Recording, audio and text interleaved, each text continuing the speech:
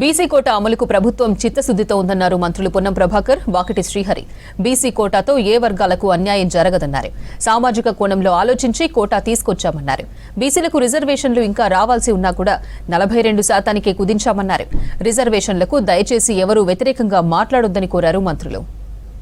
ప్రకారంగా మాట అంటే మాటే అనేటువంటి ప్రక్రియలో భాగంగా తెలంగాణ ప్రభుత్వం 42% రిజర్వేషన్లకు ముందుకు పోవడానికి జీవో నెంబర్ 9 ఇవ్వడం జరిగింది. తెలంగాణ బలహీన వర్గాల మంత్రులంగా తెలంగాణ ప్రభుత్వం పక్షాన న్యాయస్థానాలకు ఎవరికైనా వెళ్లే హక్కు ఉంది. న్యాయస్థానం దర్వాజాలు 24 గంటలు ఓపెన్ ఉంటాయి. కానీ ఇది కూడా ఒక న్యాయపరమైనటువంటి ప్రజాస్వామిక సామాజికమైనటువంటి మార్పుకు నాంది పలికేటువంటి నిర్ణయం. దీని మీద ఎవరు కూడా నోటికాడి ముద్దను చెడగొట్టద్దని ప్రాధేయపడి విజ్ఞప్తి చేసినాం. ఇలా మేమెవరికి చట్టపరంగా ఉన్నటువంటి ఎస్సీ ఎస్టీ రిజర్వేషన్లకు కానీ కేంద్రం 10% ఈడబ్ల్యూఎస్కు రిజర్వేషన్ ఇస్తున్నాడు. కానీ మేము ఎవరికి వ్యతిరేకంగా కాదు. ఇప్పుడు తీసుకుంటున్న నిర్ణయం కూడా వారికి ఒక నయా పైసా కూడా హాని కలిగేటువంటి నష్టం కలిగే అంశం కాదు. మేము తెలంగాణలో తీసిన లెక్కల ప్రకారంగా ఆ ప్రామాణికమైనటువంటి లెక్కల ఆధారంగా ప్రజల అభిప్రాయం మేరకు రాజకీయ పార్టీల అభిప్రాయం మేరకు ఈ నిర్ణయం తీసుకొని ముందుకు పోతున్న సందర్భంలో కోర్టు కూడా ఒక దశలో మెరిట్ మీద మళ్ళీ 8వ తారీఖు వింటాం. మీ ఎన్నికల నోటిఫికేషన్ కానీ మీ ప్రక్రియ కొనసాగించుకోవని చెప్పినందుకు కోర్టుకు ధన్యవాదాలు తెలియజేస్తూ భవిష్యత్తులో కూడా సామాజిక న్యాయానికి ఒక మార్పు జరుగుతున్నప్పుడు ప్రజాస్వామ్యంలో కొన్ని అంశాలకు సంబంధించి చారిత్రాత్మకమైనటువంటి నిర్ణయాలు ఎక్కడో ఒక ఆడ పురిటినప్పుడు దాటి బయట పడాల్సి వస్తుంది.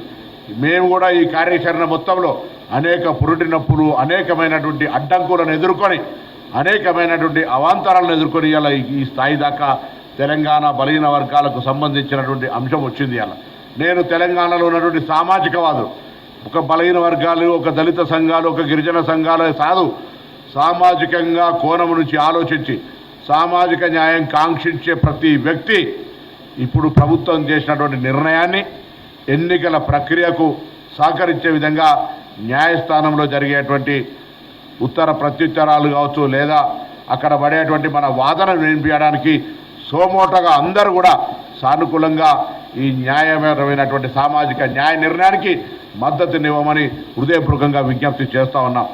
మేము చేసే విజ్ఞప్తి అన్ని రాజకీయ పార్టీలకు సంబంధించి కాంగ్రెస్తో పాటుగా టీఆర్ఎస్తో పాటుగా BJP, CPI, CPM, MIM, Loksatta, Janasatta, Janasena అన్ని రాజకీయ పార్టీలు మేము రాజకీయ పార్టీ అనుకునే ప్రతి ఒక్కరు కూడా శాసనసభలో ఉన్నటువంటి పార్టీలతో సహా బయట కూడా అందరూ ఈ సామాజిక న్యాయ నిర్ణయానికి మా పార్టీ కట్టుబడి ఉంది.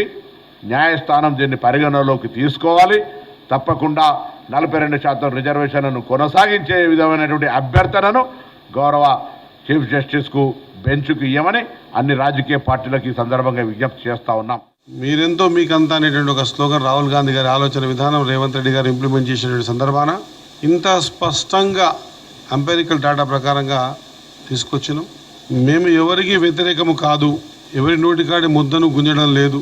మాకున్న పరిస్థితుల్లో ఇంకా రావాల్సి ఉన్నా కూడా రిజర్వేషన్ ప్రక్రియలో భాగంగా 47% కుదించుకొని ఈ రిజర్వేషన్ ప్రక్రియ ముందుకు తీసుకుపోతా ఉన్నాం.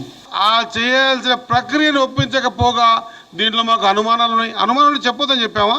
మా పార్టీ కూడా దీనికి కట్టుబడి ఉంది. దీన్ని ఇంప్లిమెంట్ చేద్దాం, దీనికి సహకరిస్తామనే విధంగా ముందుకు వచ్చి చీఫ్ జస్టిస్ గారికి మీ న్యాయస్థానాల ద్వారా లేక న్యాయమూర్తుల ద్వారా పంపించి దీని ప్రక్రియని పరిపూర్ణంగా 42% వచ్చిందని గ్రామాలకి ఎన్నో ఫోన్లు వస్తూ ఉన్నాయి.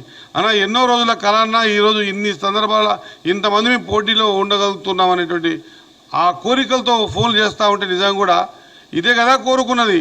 సామాజిక తెలంగాణలో ఈ విధంగా ఉండాలనే కదా కోరుకున్నది. మరి ఇటువంటి సందర్భం వచ్చినప్పుడు ఖచ్చితంగా అందరి సహకారం ఉండాలి. లేని పక్షాన ఖచ్చితంగా ఈ రాష్ట్రంలో ఉన్నటువంటి తెలంగాణలో ఉన్నటువంటి బీసీ బిడ్డల ఆగ్రహానికి గురి కావద్దన్న మాట మాత్రం స్పష్టంగా తెలియజేస్తా ఉన్నా. చిన్న దానికి కూడా మీకు తెలియదా? సెంట్రల్ గవర్నమెంట్ ఇస్తుందా కాదు, ఇవ్వాల్సిన అవసరం ఉంది. మీరు మా మీద మాట పెడుతున్నారు. మాట కాదు, ఇది చేయాల్సిన ప్రక్రియ చేశాం. చేయాల్సిన ప్రక్రియ చేసి మీ దగ్గర పెట్టాము. ఇవ్వాల్సింది మీరే.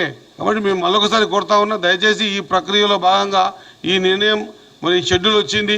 అందరూ సంతోషంగా ఉన్నారు. అందరికీ పండుగ వాతావరణం వచ్చింది.